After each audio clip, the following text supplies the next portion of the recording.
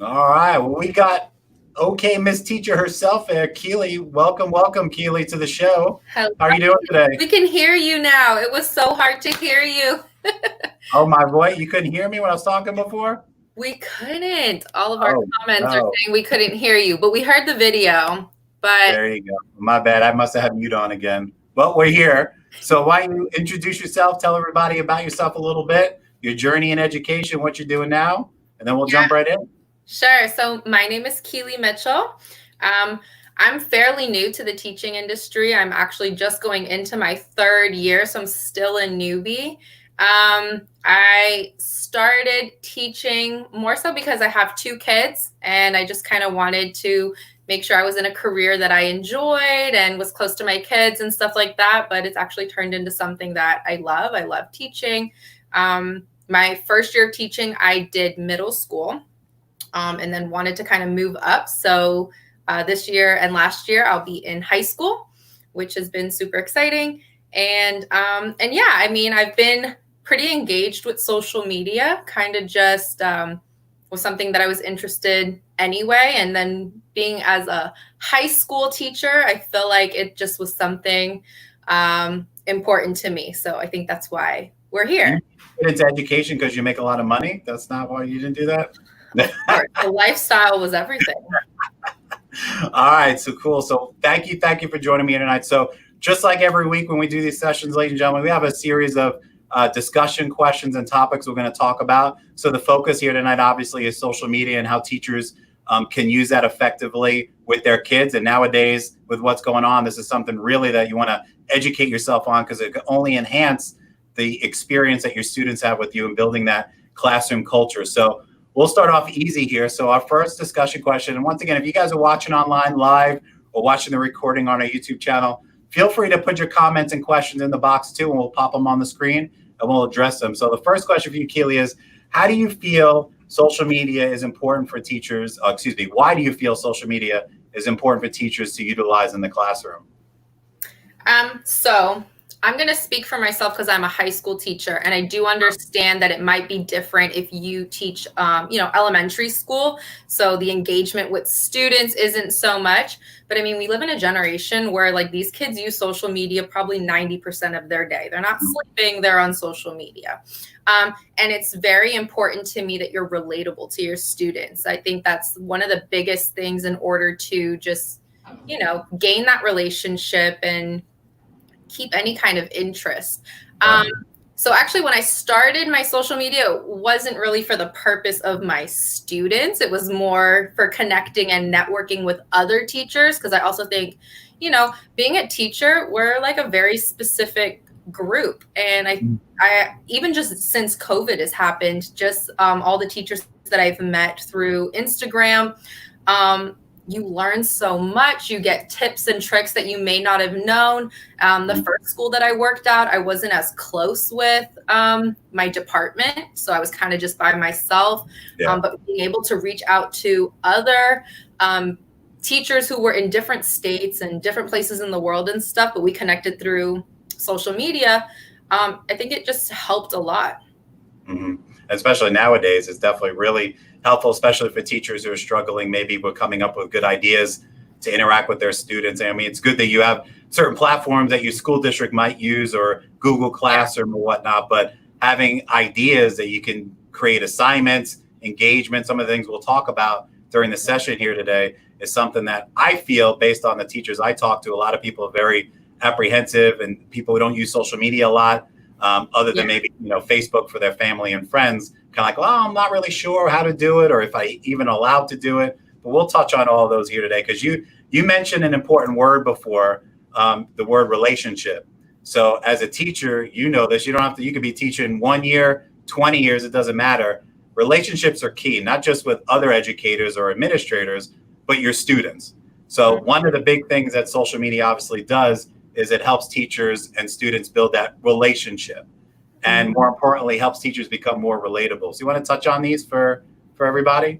Yeah, sure. So I just remember my first year going into teaching, I was nervous. You don't know what to expect. You always hear different aspects of how one teacher's experience was, I mean, we were all in school at one point. I'm sure everybody remembers having that mean teacher that they didn't get along with, but then they always have maybe one teacher that they remember they like loved them. Maybe they didn't know why they liked them so much. Maybe it was just the classroom, the vibe of the classroom was a little more relaxed. They felt like they could be themselves. They felt relatable. So I decided, instead of taking everybody's advice on what I should do as a teacher, I don't know. I remember people used to tell me, you're not supposed to smile until the mid-year. Don't smile. Don't show your students that you're nice. And to me, that was funny. Like, why? Like, don't you want your students to like you?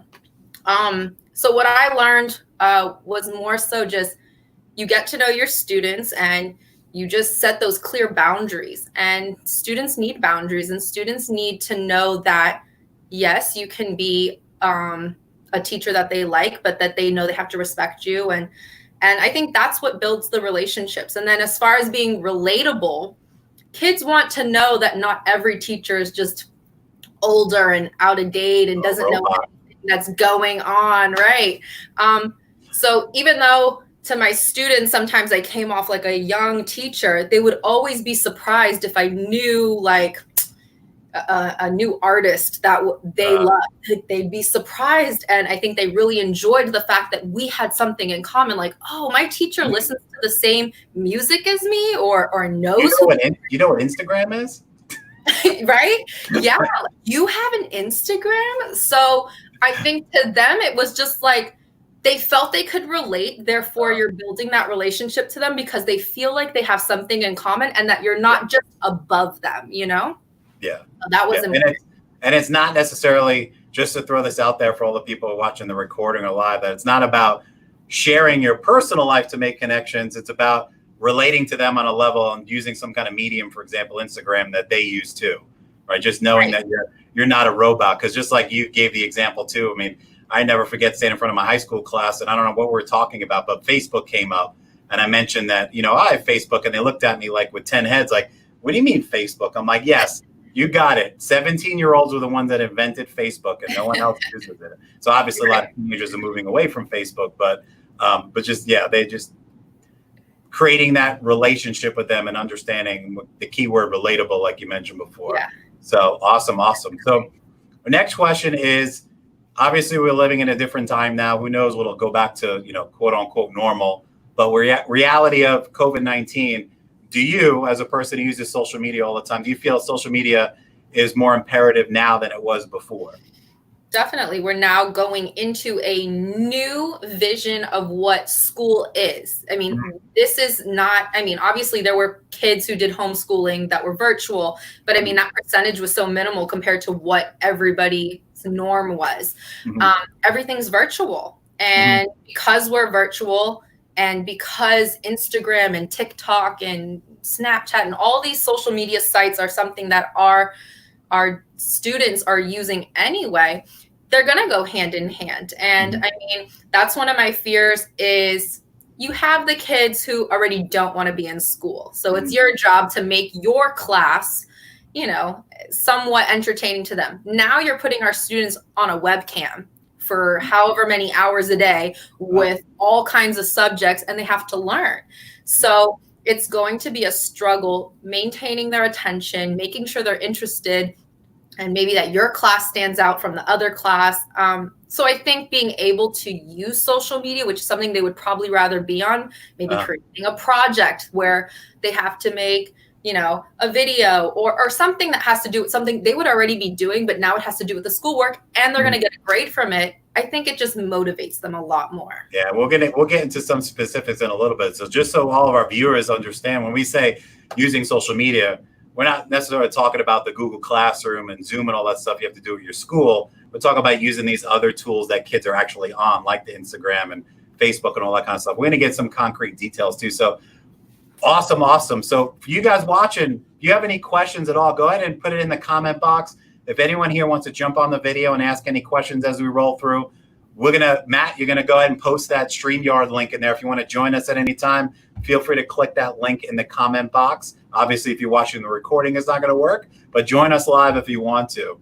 All right. So when people think of social media and students, obviously the first thing that comes to mind is privacy when we talk about anything online, even when we're using stuff in the actual brick and mortar classroom. So my question to you is, how can a teacher maintain privacy in their lives and still engage with students? Because I know the first thing I think about is, oh my God, everyone's going to see what I'm doing, or people see other people's information. So let's talk a little bit about that. What's your thoughts on that? Yeah, I think that's probably the number one thing that people ask me, even just on social media, like, oh, how can you have an Instagram page and post like what you're doing? You know, like everyone's gonna see. So what I started doing is, obviously I had a personal page that was what I posted of whatever I was doing and my kids and that sort of thing. But I wanted to post things that had to do with teachers, and I wanted to connect with people that I didn't know on a personal level, but would maybe be able to network with, or maybe my students followed me. So I did create a second page that was public. Now it's my only page, and that's what I use. But I think you learn to balance that. I'm not posting things I shouldn't be posting for, understanding you are a teacher, and yes, you separate real life and teacher life. But you don't have to post anything. And I think that's a good lesson for anybody with anything, is you don't have to post anything. As much as I wanted to post me and my friends last weekend doing funnels, I just didn't. I'm just kidding. I'm just kidding. I don't drink. Some things you just keep to yourself.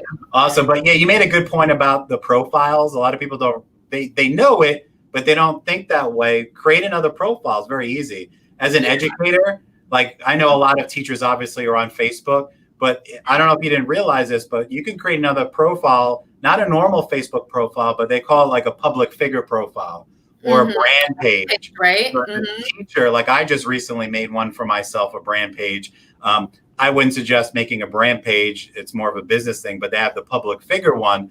Make a separate one. Use that to make a page for your class or anything like that. So definitely things to think about. Any platform, like you mentioned in Instagram, making a separate profile. We have teachers on staff here at the Learning Liaisons that have the personal one and they keep it real tight. And then they have the one that's for education purposes.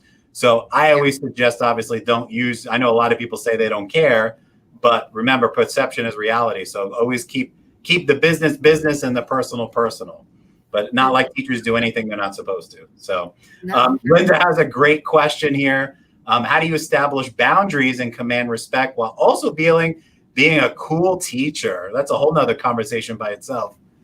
So what do you think there? Yeah, so that's a big thing. I think it goes down to just making sure that you are transparent enough where they know you're a real person.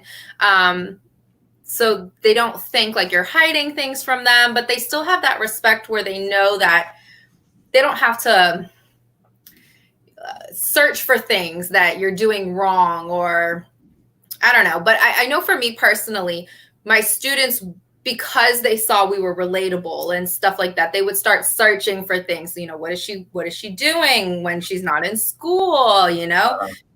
Where is she going? These sorts of things. So I give them, an inch. I let them know, like, yeah, I go to Starbucks, and, on the weekends I went to the mall, or I went to the beach, or whatever, So I think as long as they feel like they're getting some sort of information from you, you don't have to give them everything. But as far as the respect aspect of it, I think you gain that as you go and you grow your relationships. Obviously, if you don't have a good relationship with your students, they're not going to respect you.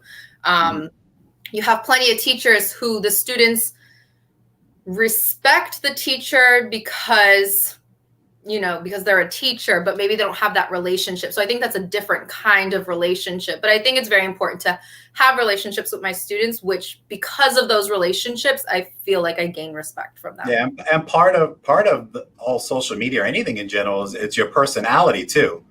I mean, it's we can't sit there. I mean, at least I'll say it. I mean, I don't think everybody, 100% of educators out there, their niche is social media. I mean, some people maybe who are introverted want to find a different way to do it. I mean, maybe it's not for everybody, and maybe try it and don't force it. And if it works, great.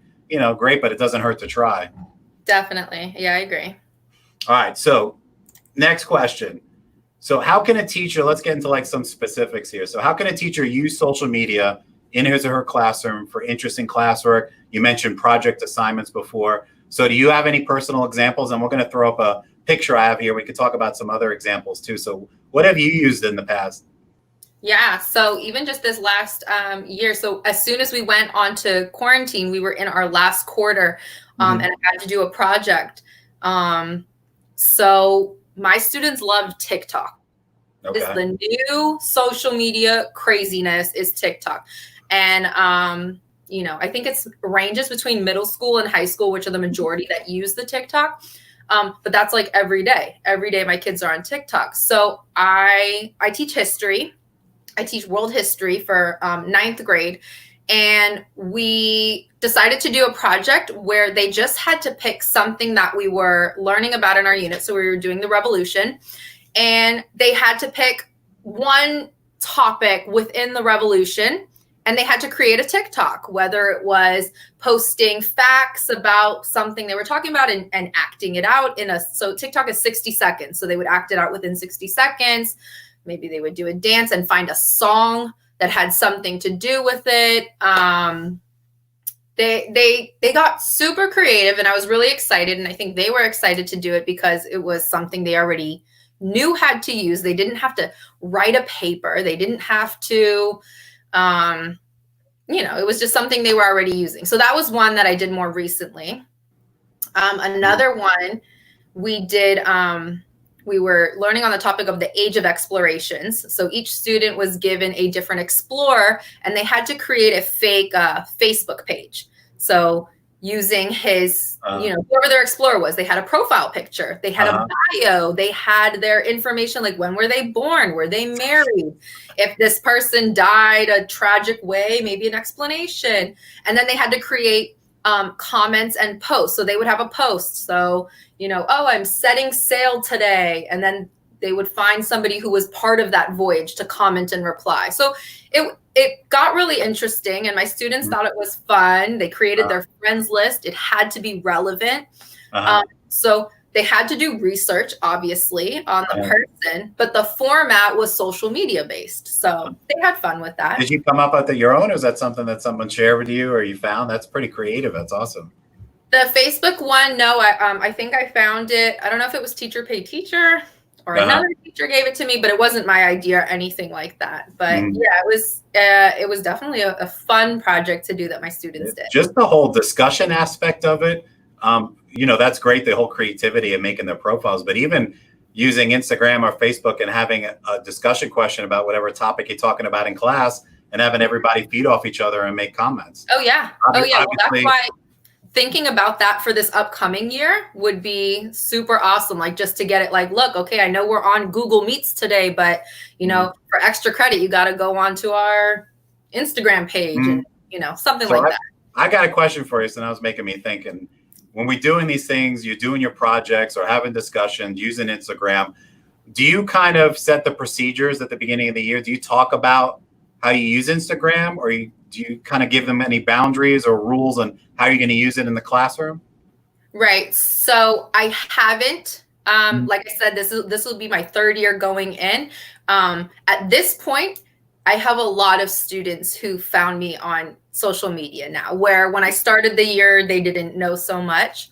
So I think at this point, since they do know that I'm on Instagram and they have found me, or I probably would bring it up. Just, I think that I think it's good just to, again, set transparency, let them know, like, look, hey, you might find me on Instagram. And if you do, that's fine. If you have to talk to me about teacher things, we do it in this, I set those boundaries where, like, if it has to do with certain things and that was what it was before. If my students wanted to message me, I wouldn't reply to them on Instagram. I would reply in an email. Now, since we've been on this quarantine, it's been a little different. We don't have, as soon as school ended, we're not emailing back and forth in our, our Zoom platform that we had before. But my students have respected me. They don't bombard me or anything. I do like to, again, keep that relationship where I'll check in on them through social media. But I think that's just where we're at with my students. I think, and I have it later on in the question, but since we're on the topic, we can kind of talk about it now. Do you think, I know a lot of teachers might be hesitant to use social media platforms like Facebook or Instagram, things like that, because of administration or the school district. Right. Do you advise people to kind of let their administrator know what they're doing and how they're using it ahead of time? I'm not asking you if you did that. I'm saying in general, do you think that would probably something that you would advise teachers? Okay, so for my school, I do know that they did mention they don't suggest to use it. It wasn't a banned thing. The way I took it was some teachers don't think of all of the things that could happen if you did use it and if you use it wrong. And the fact that our students are literally like FBI agents. If they want to know what you did when you were in high school, they will find out. So, I mean, my students. What you were, but not me or any most others. Because cell phones came out when I was a senior. Well, so I think it's more of a warning that, I mean, I think it's hard for them to say, like, you can't use social media because everybody uses it. But I think it's more at your discretion. If you get fired or in trouble because of your social media, you have to understand that you obviously were doing something maybe you shouldn't. And, you know, I do understand when you're a teacher no matter where you are. You know what I mean? Your students know you live in the area where your students live. You go to the store, they see you, you're a teacher. So if you're at the store in your PJs, that's how they're seeing you, you know? So I think it's just to be cautious. But I do think it's good for teachers to use social media, even if you're whatever grade you teach. And, you know, I know a lot of teachers who keep their page private because they don't want students following them, but they still want to use all the other aspects of what Instagram could bring for networking purposes, and just ideas. It's literally like there's so much stuff you can find. So awesome. And we have your handle on your name there, so I think we switch that out there. So if you want to follow Keely here, her handle is there next to her name. And go ahead and let us know too. You guys are watching live or watching the recording. Do you use social media as a teaching tool in your classroom? Anything, any Facebook, Instagram, TikTok, whatever. If you use it, go ahead and let us know, whether you're watching live or watching the recording. We want to know. And Nicole says students and parents are always on the lookout, especially on social media. And that's a whole nother. I was talking to Keely before we turned this on that I used to do district trainings for all interns in my county through UCF, and that was one of the biggest concerns is, well, what about my personal life and this and that and parents? But that's a whole aspect of keeping things separate.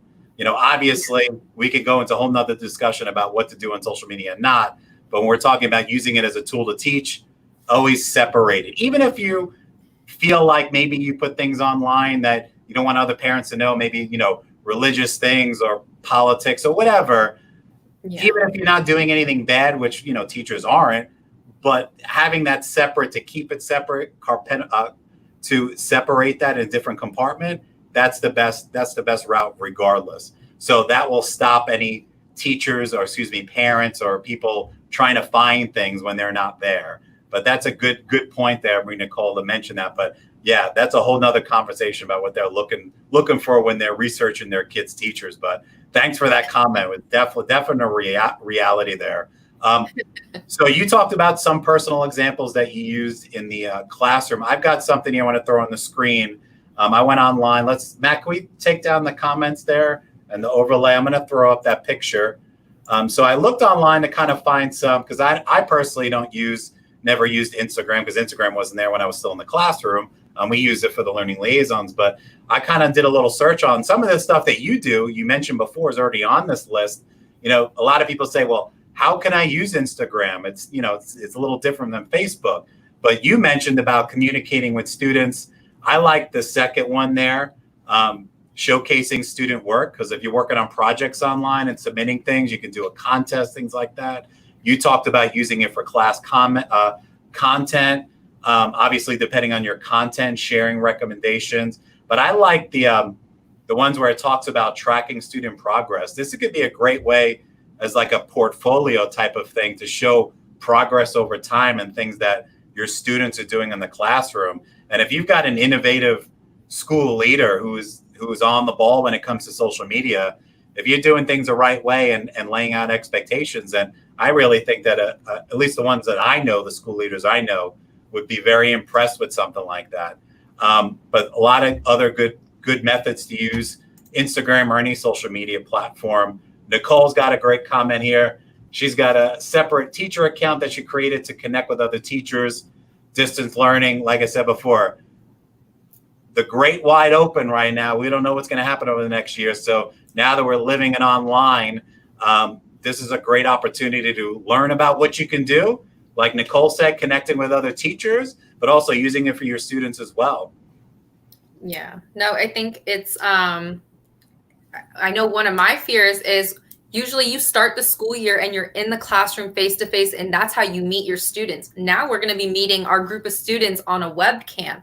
And so it's like you still want to build those relationships with your students, but it's going to be very different now that you're not in person and face to face. So if social media is that way of gaining that relationship and showing relatability, then, then that's a good move.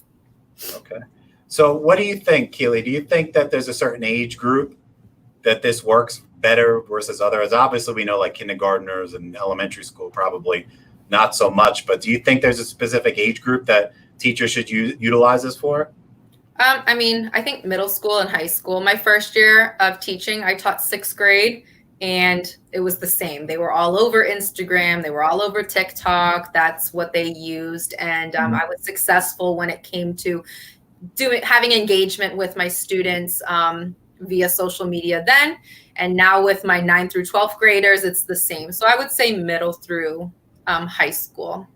Do you think that based on your comparison of those two age groups now, do you think that there's a different level of understanding of the platform versus both, even the age differences, or they both do the same thing?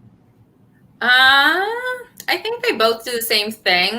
Once they find you on Instagram, they're going to dig and dig, which comes back to what we were saying with, just be cautious that if it is online, they're going to find it. So if you have a interesting life outside of the classroom or your past, either, I don't know, maybe be a little more careful, but yeah. But yeah, this is going to be a good way for the students. And also, like someone mentioned before, about using this to build a network and relationship with parents. That's a whole nother aspect. You could say, well, I don't want to do with this kids. I could set up an account just to create that relationships with the parents and keep it separate.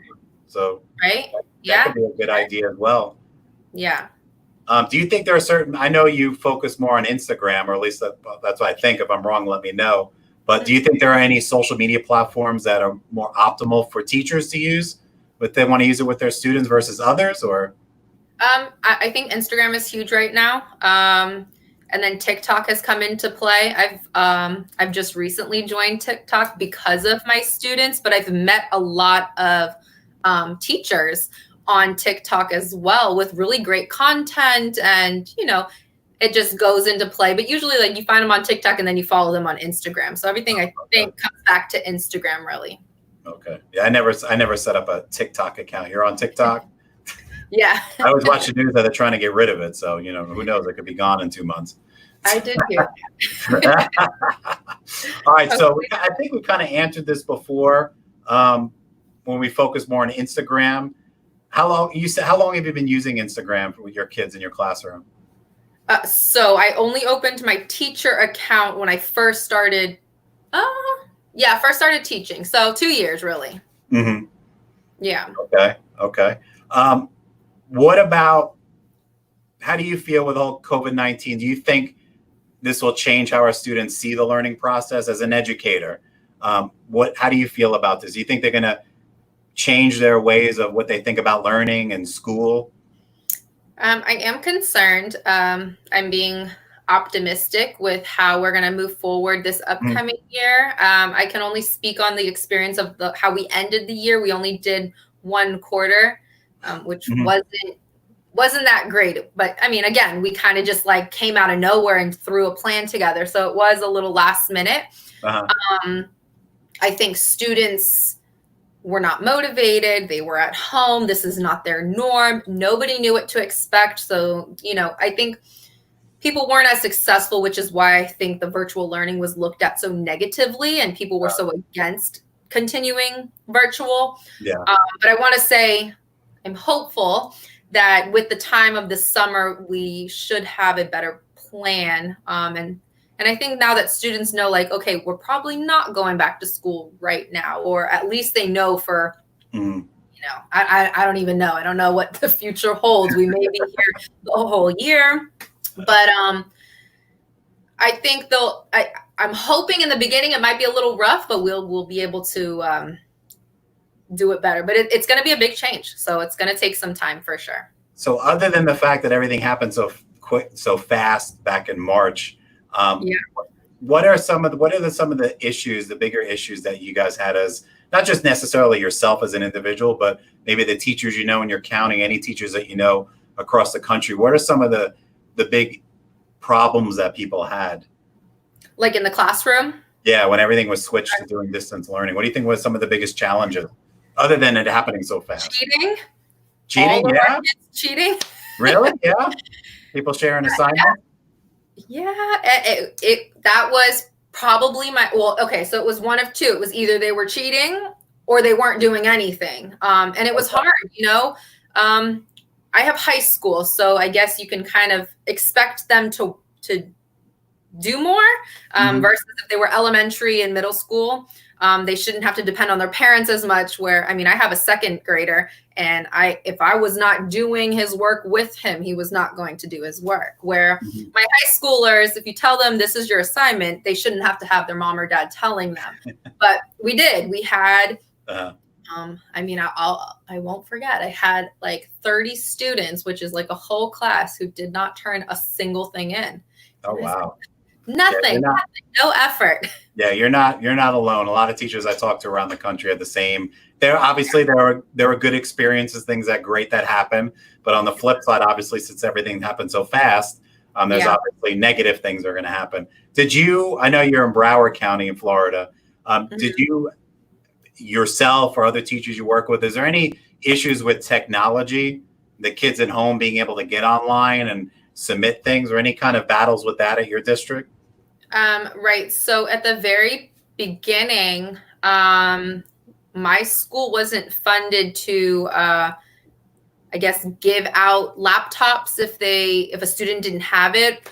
Luckily we ended up having enough laptops. We were able to give all of our students laptops who didn't have them previously. And then there was the issue, like, well, what if they don't have internet connection at home? And then I know, like, internet companies, I think it was AT&T, like, gave everybody free internet connection. So I think those things helped. I did have parents who would tell me that was their reason their student didn't turn things in.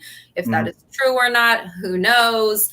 I know personally I had plenty of connection issues, which was really frustrating. So I am nervous for that for this upcoming year, because if you're streaming live for all of your students and all of a sudden my computer cuts out, what do? You know what I mean?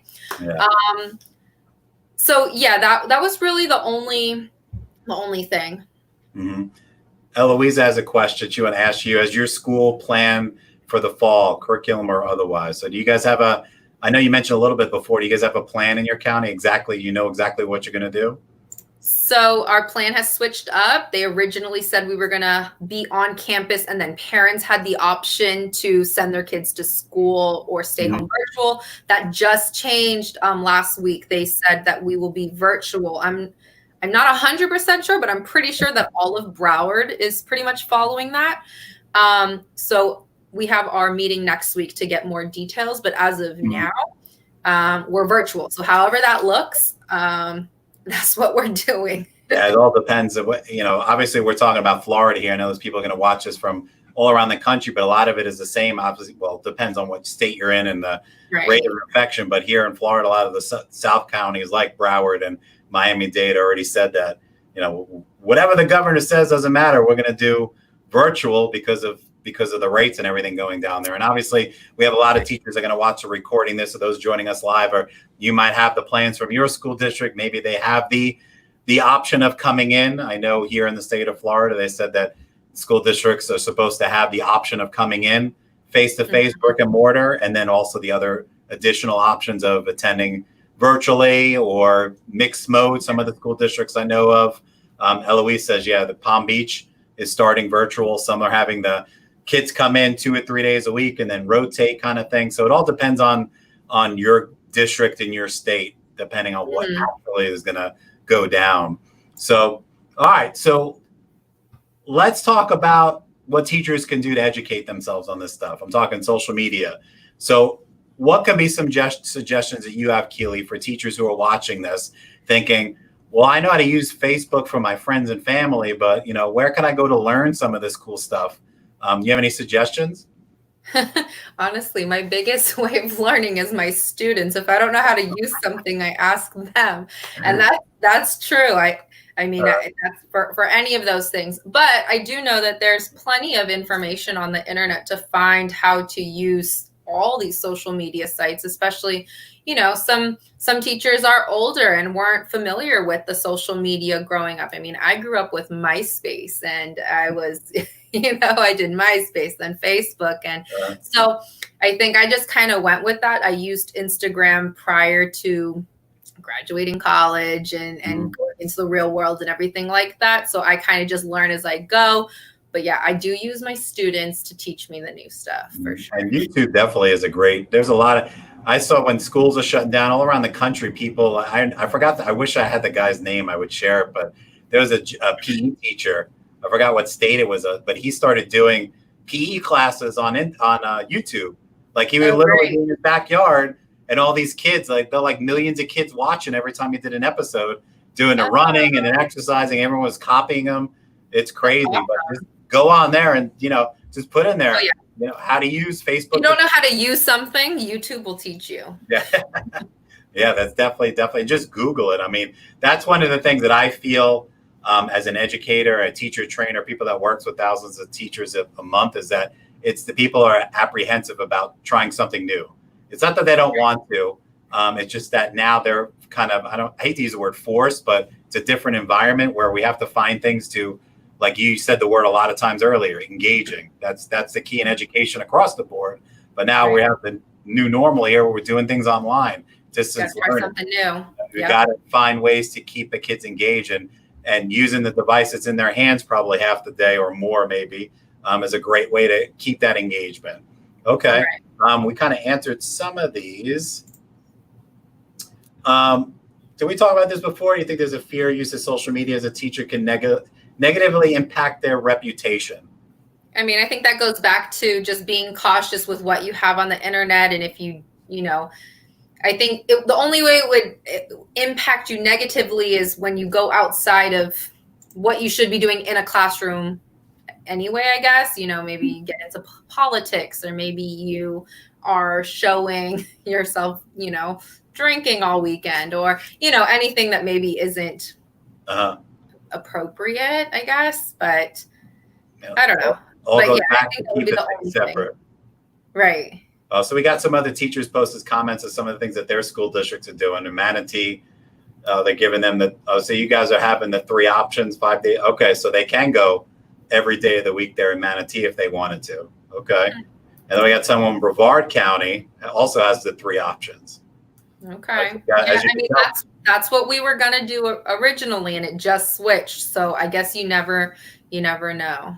Mm-hmm. All right. So what would you say to a teacher that's apprehensive about using social media? I know we talked about how to do, keep a separate account and this and that, and letting your administrator know if you feel like you need it necessary. But what would you say to a teacher that's kind of like, I don't know if I want to do that?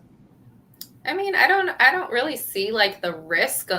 I wouldn't think that you're going to jump on social media and like post something so outrageous, Mm-hmm. I do have plenty of teacher friends that I follow on social media who like never post their face, or so like you have no idea who Purple Crayons in Elementary is, you know what I mean? Like that's their handle, and all you see is what they do. So, I mean, there's plenty of teacher pages. I think my teacher page is a little different because I kind of took it as like, this is what I wear in the classroom. It kind of started off as like a work teacher fashion page, Mhm. where a lot of teachers post, the website Teachers Pay Teachers, Mhm. where people have content. So plenty of teachers, they create their content, then they use Instagram as their advertising platform, Oh, and then okay. link in their Teachers Pay Teachers website. So I have plenty of teachers. You'll never know what this teacher looks like because they don't post themselves. They post what they sell or activities they do in their classroom or decor for their classroom. So I think it just depends on the angle you're coming at with your account. I don't think you have to post yourself if that's something you're nervous about. Mhm. If you have a side business, plenty of teachers have an Etsy account and they make whatever, and Instagram's a great platform for advertisement too. So advertisement, networking, if you're scared to show your face, don't show your face. That's a good point there. A lot of people don't think about that. If you were worried about that, just you can do things on there. You don't have to show your face. I mean, Yeah, no. I didn't even think about that because now that I notice all the people on my Instagram page that follow me, sometimes I click around on some of them, and I didn't. Now that you mentioned that, I noticed a lot of people just pictures of their classroom assignments, but you don't even know who that person is. So that could be something. No, everyone's page is so different. Like, I mean, I follow plenty of pages that do like classroom decor, and I love following those pages when I want to do my classroom. And it's like, oh, I know this page, and you find all that stuff. So yeah, I think it's just the angle that you're coming at, and you don't have to do anything you don't want to. Yeah, and for teachers who are getting ready for the next school year, I would suggest, at least if you come up with a plan, even at a base minimum, is creating a page or an account as a communication network for your parents and your students, even on the same thing, just to try it out that way. But I always suggest to people is that come up with some kind of guidelines that you're doing and expectations, and just to CYA, or like I say, CYB, cover your booty, to keep it clean. Let your administration know too ahead of time, because the last thing you want is to start something and get into it. Not saying you're doing anything wrong, but a month into school, all of a sudden your administrator is, emailing you, calling you, and say, "Hey, you didn't tell me you're doing X, Y, and Z. I don't think it's a good move."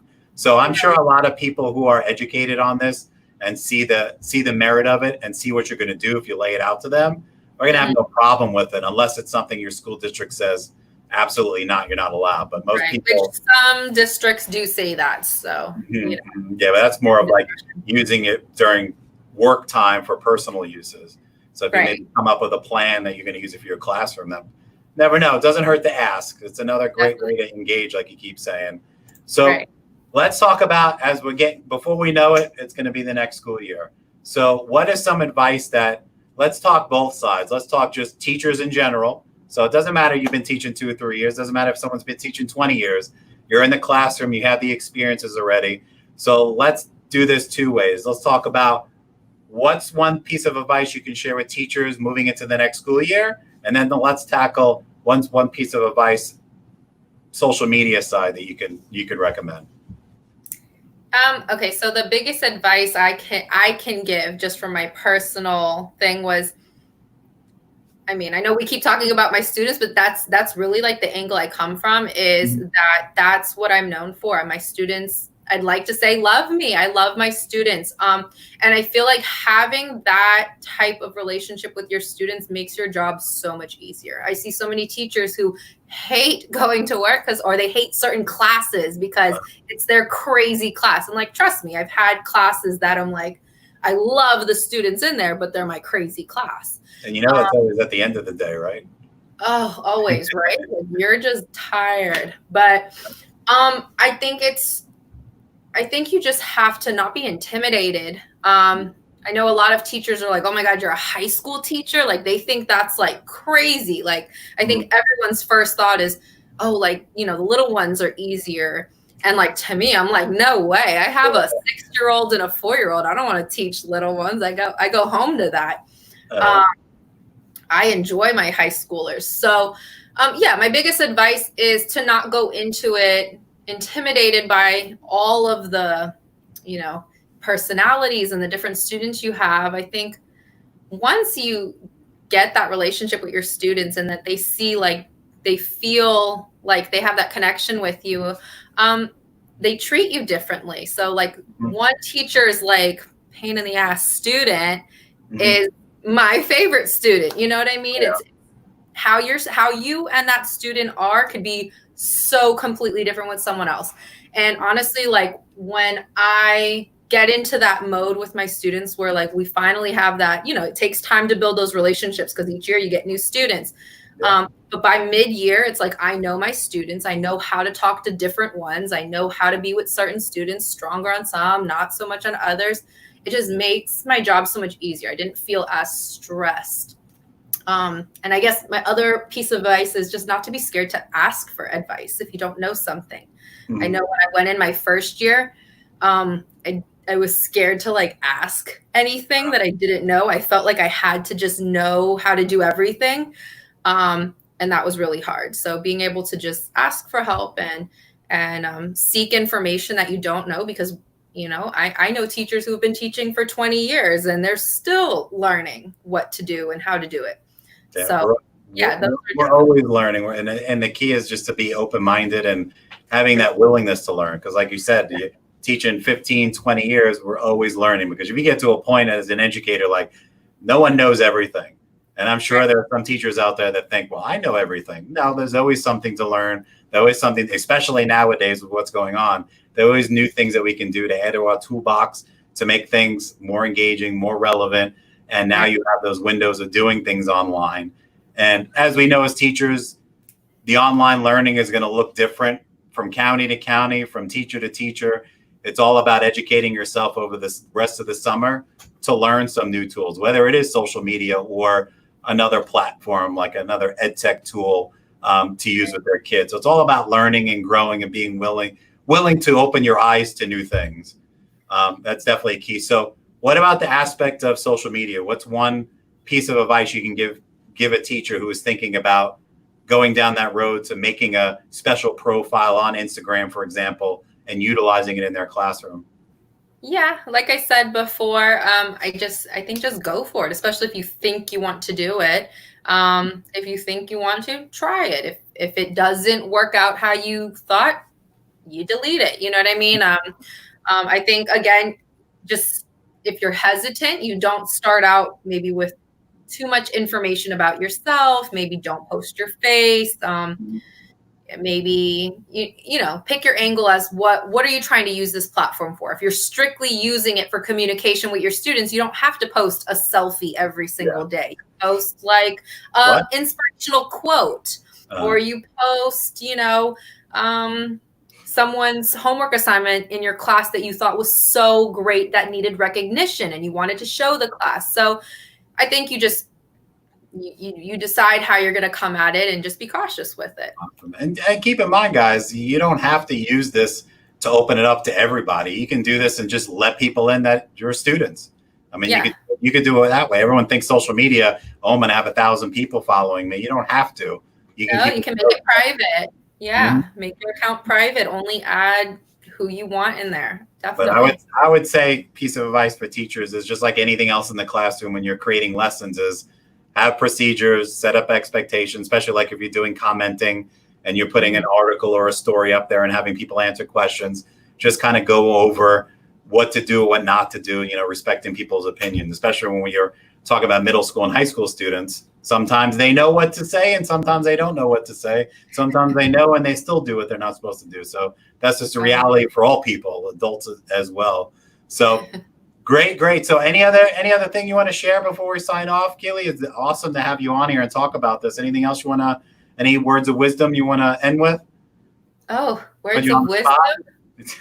No. Follow me on Instagram. Yeah, there you go. We got Keely's Instagram handle on there. Okay, Mid Teacher. Definitely follow her. And if you have any questions, feel free to reach out to her as well. She's an educator just like you guys, whether you're watching the recording or watching live. We're all in this together.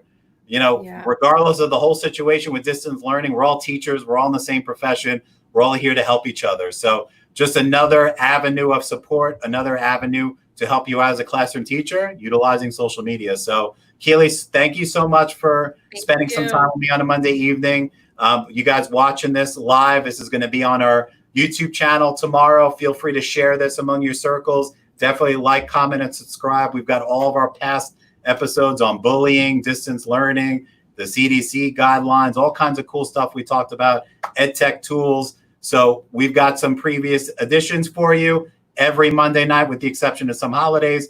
We're going to have an episode for you. So once again, thank you for spending another Monday evening with me. If you're not spending it live, thank you for watching the recording. Definitely share these sessions with your colleagues and friends. And we will see you on the next episode of the Deets with Dr. A. Have a great rest of your Monday night, even better week, and an awesome weekend. And we'll catch you next week.